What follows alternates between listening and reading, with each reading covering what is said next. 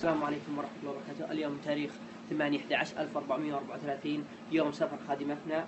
حصلنا مع أشياء غريبة، يعني زي فنيلة أحد أخواني مقطعة فيها خيوط من فوق مخيوطة، شيء غريب.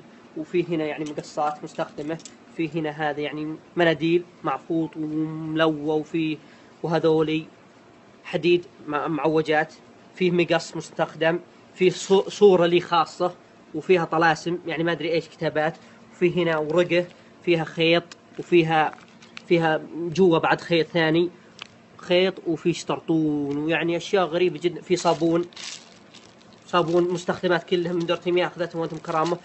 سارقة جوال، كاميرا، آيبود، ذاكرات. هنا نشوف جواز كفيلة بنتهم الصغيرة، الله يقوم بالعافية، معاقة.